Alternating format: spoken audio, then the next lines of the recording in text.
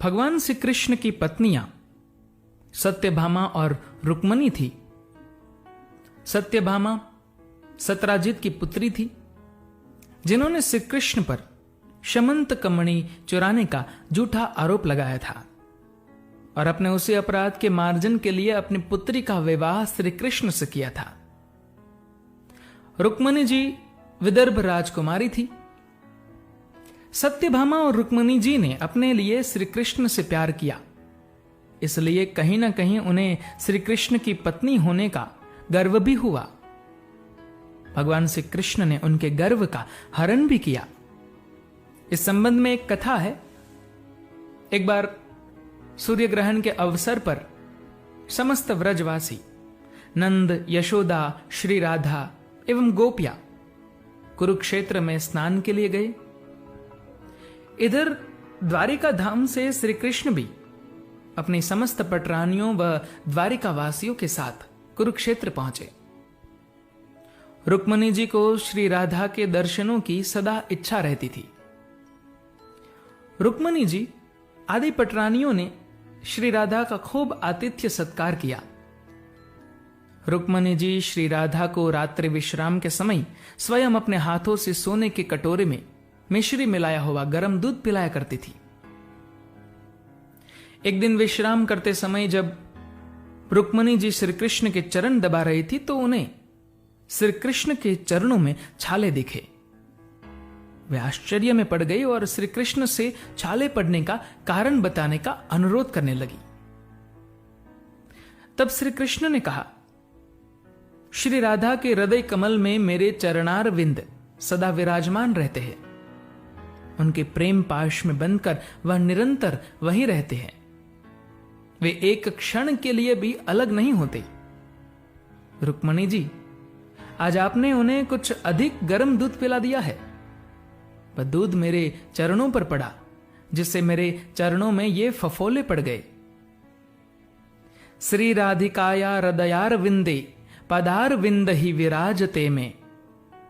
श्री रुक्मणी जी आदि समस्त पटरानियां श्री राधा की अनन्य कृष्ण भक्ति देखकर अत्यंत प्रभावित हो गई और सभी पटरानियां आपस में कहने लगी, श्री राधा की श्री कृष्ण में प्रीति बहुत ही उच्च कोटि की है।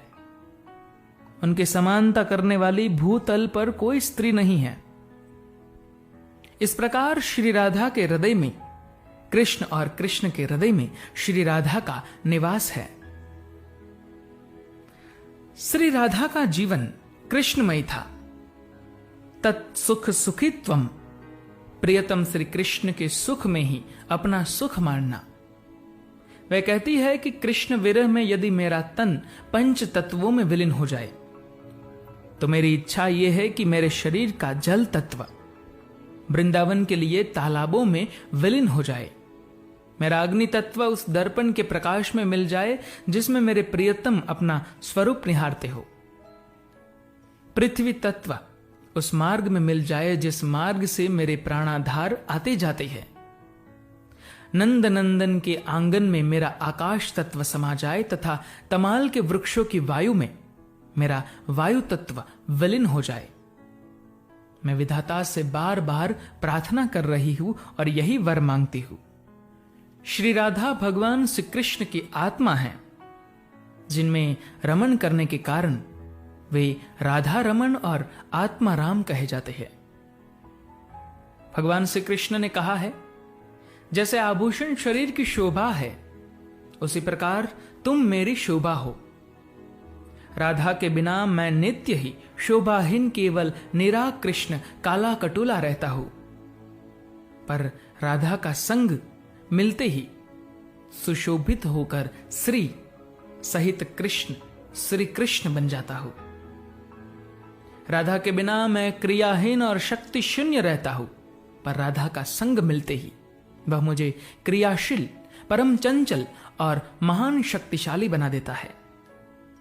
जहां भी कृष्ण के साथ श्री का प्रयोग होता है वहां श्री राधा जी विद्यमान रहती है। मीरा श्री कृष्ण की सबसे बड़ी भक्त थी। बचपन में ही श्री कृष्ण की मूर्ति देखकर उन्हें अपना पति मान लिया और उनके लिए सारा राजपाट तक छोड़ दिया। राणा जी का भेजा हुआ विष भी चरणामृत समझकर पान कर लिया और मेरे तो गिरधर गोपाल दूसरों न कोई कहते हुए उन्हीं में समा गई।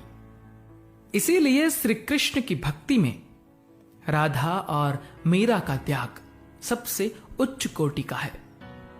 धन्यवाद।